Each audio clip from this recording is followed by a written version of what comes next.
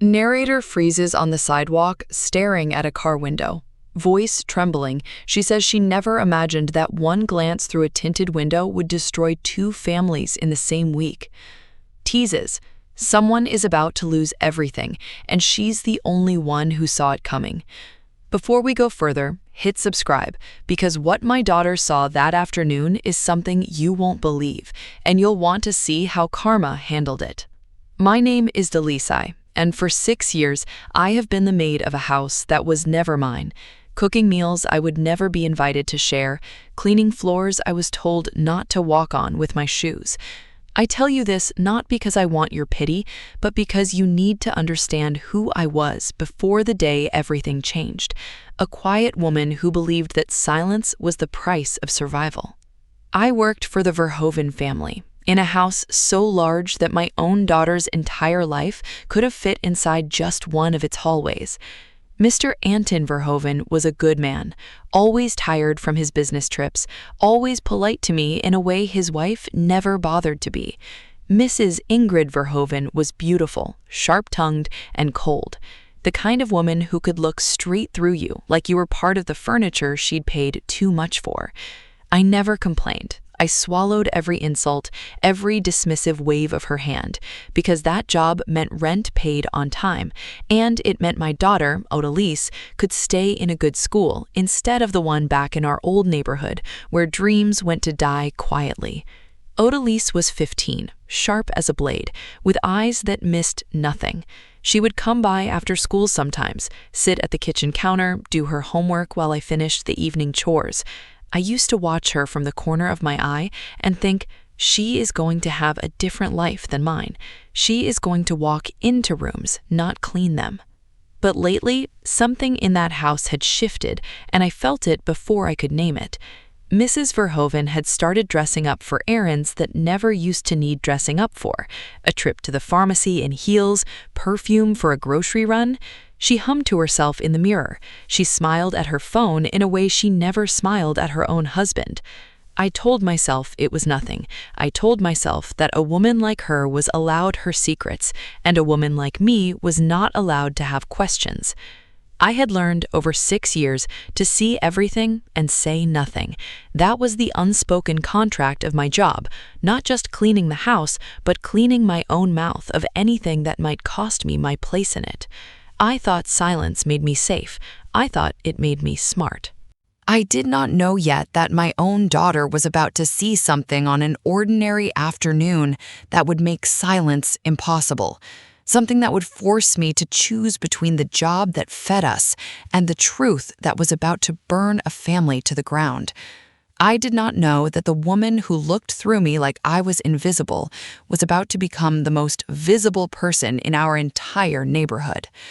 The afternoon it began, Odalise walked through the door with a face I had never seen on her before, pale, shaken, her school bag hanging forgotten from one shoulder. She said, "Mama, I saw something," and something in her voice made me put down the plate I was drying. She told me she'd been walking home past the corner near her school, the one where parents wait in their cars, and she saw Mrs. Verhoeven's silver car parked in the shade.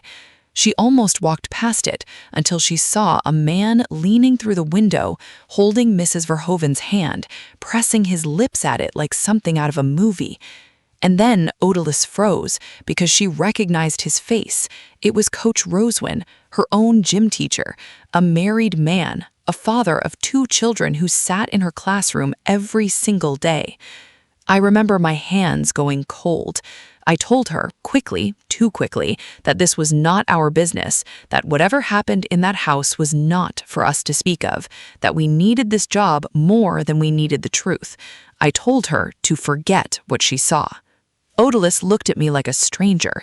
She said, "You always say that. You see everything in this house and you say nothing. Is that what you want me to become?" Her voice cracked, not from sadness, but from anger. And for the first time in years, my own daughter raised her voice at me in our kitchen. We stood there shouting over a betrayal that wasn't even ours yet, and I hated how right she was. After that day, I could not stop seeing what I had trained myself to ignore. a perfume on Mrs. Verhoeven's scarf that wasn't hers, her phone always face down now, buzzing with messages she rushed to silence, a hotel receipt crumpled in the pocket of a coat I was hanging, dated for an afternoon when she'd told the staff she was at the spa. Then Mr. Verhoeven came home early from a business trip, 2 days ahead of schedule, and something in his face told me he sensed it too, that quiet unease of a man who trusts his wife completely but feels the ground shifting beneath him anyway. He sat in the kitchen that evening, and for one terrifying moment, I almost told him everything. The words were right there, at the edge of my tongue. But Mrs. Verhoeven walked in at that exact second, smiling her practiced smile, and I swallowed the truth whole, the way I had swallowed everything else for 6 long years. I didn't know it then, but the silence I was so desperate to protect was already cracking. And once a crack like that begins, no amount of pretending can hold it shut forever. I never asked Odalis to follow her. I want that understood. But she was 15 and furious and done watching the adults around her pretend not to see what was right in front of them. A week after that first afternoon, she told me she'd seen the silver car again, parked outside a small cafe 2 blocks from her school. This time, she didn't just walk past. She stood behind a parked delivery truck and recorded it. Mrs. Verhoeven and Coach Roswin at a corner table, her hand wrapped in his, laughing the easy laugh of 2 people who believed no one was watching. When she showed me that video on her phone, my whole body went numb. There it was, undeniable, time-stamped, real. And still, God forgive me, my first thought wasn't outrage. It was fear. Fear of losing the roof over our heads. I told Odalis to delete it. She refused. Someone has to stop pretending, she said, and I had no answer for her. Mrs. Verhoeven found out. I don't know how. Maybe she saw Odalis's face at that cafe window. Maybe she simply sensed the shift in how we looked at her. She stormed into the kitchen 2 days later, her voice like a blade, accusing my daughter of spying, of trespassing into a life that wasn't ours to touch. She called Odalis disrespectful. She called me ungrateful.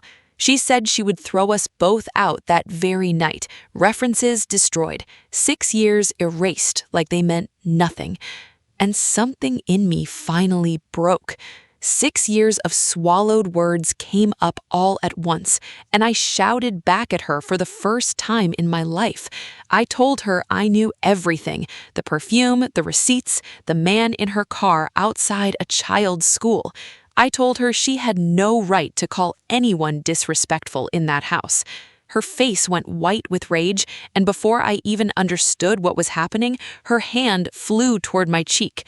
I caught her wrist in the air. I don't know where the strength came from. Maybe 6 years of silence had been storing it up without my permission. We stood there frozen, her wrist trapped in my grip, both of us breathing hard, both of us finally seeing each other clearly for the first time. She yanked her hand back and stormed out, and I stood in that kitchen shaking, waiting for the sound of my own dismissal. But that night, something happened that neither of us saw coming. Mr. Verhoeven came home holding Odalis's phone, left unlocked on the counter, the video still open on the screen, playing on a loop like it had been waiting for him all along. I will never forget the silence in that living room. Mr. Verhoeven stood there holding the phone with both hands, watching the video play over and over, his face changing from confusion to disbelief to something that looked almost like grief. I wanted to disappear into the floor. I wanted to explain, to apologize, to somehow soften what he was seeing. But some truths cannot be softened. They can only be survived. When Mrs. Verhoeven walked in and saw what he was watching, she didn't even try denial at first. Her mouth just opened and closed, searching for words that didn't exist. Then True to who she was, she turned her fury on us instead of herself. She screamed that I had poisoned this house, that I had raised a daughter to spy and destroy families for sport. Mr. Verhoeven's voice, when it finally came, was quieter than I expected, and somehow that made it worse than shouting. He told her he had suspected something for months, the late errands, the perfume, the distance in her eyes. He told her he'd already spoken to a lawyer weeks ago, just in case. Their marriage had a prenup, one she had signed without reading closely, too in love once to imagine needing protection from the man beside her. I watched a woman who had built her entire identity on that house, that car, that name, realize in real time that she was about to lose all of it. But karma, I learned that week, rarely stops at just one door. Mr. Verhoeven, quietly and without asking anyone's permission, found a way to reach Coach Roswin's wife. He didn't do it out of cruelty. He did it, he told me later, because he couldn't stand the thought of another woman living inside the same lie he'd just escaped. Within days, the affair reached the school where Roswin taught, where his own children sat in the very hallways he'd betrayed his family in the shadow of. He was suspended. His marriage collapsed within the month, the way houses do when the foundation was never real to begin with. I stood in the same kitchen where Mrs. Verhoeven had once threatened to throw me and my daughter into the street, and I watched her pack her bags instead. The neighbors, the ones who used to wave at her shining silver car, now watched from behind their curtains as she carried her own boxes to a cab because there was no driver left willing to carry them for her. I felt no joy in it. I want to be honest about that. I felt something quieter, heavier, the strange, humbling weight of watching truth do what silence never could. For 6 years, I believed that staying quiet was what kept a roof over our heads. I didn't yet understand that the roof was never as fragile as I feared, and the silence was never as necessary as I believed. I braced myself for the end of everything. I truly believed that once the dust settled, Mr. Verhoeven would look at me and see only the woman whose daughter had blown his marriage apart, and that we would be packing our own bags right behind Mrs. Verhoeven. I had already started, in my mind, rehearsing where we would go, who I could call, how I would explain to Odalis that our home was gone too. Instead, he found me in the kitchen a few days later, the house quieter than it had been in years, and he thanked me. Not with anger, not with suspicion, with something that looked almost like relief. He said that in a house full of people paid to serve him, my daughter had been the only one brave enough to tell him the truth, and that he would spend a long time being grateful for that, even if the truth had cost him everything he thought his life was built on. He told me our jobs were safe, that nothing about our home was changing, and then he said something I did not expect at all, that he wanted to help pay for Odalis's education, whatever she wanted to become, as a small thank you for the courage neither he nor I had managed to find on our own.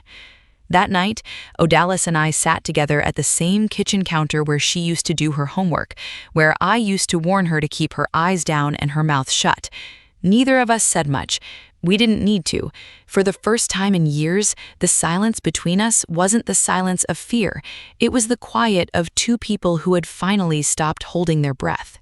Months passed. I heard, the way you hear things in a neighborhood that never stops watching, that Mrs. Verhoeven had moved into a small apartment across town, the kind of place she used to speed past without looking.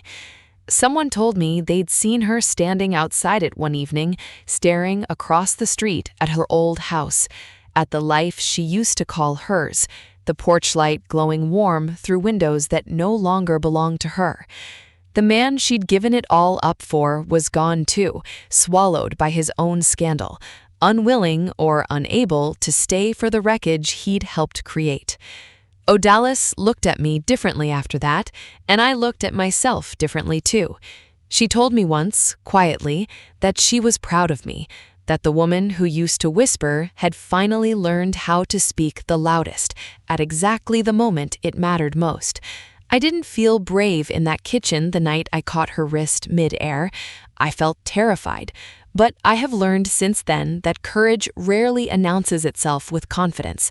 Sometimes it just shows up shaking and does the right thing anyway. Silence protects no one. It only buys betrayal more time. The truth always finds its way to the light, and karma doesn't need help. It just needs patience.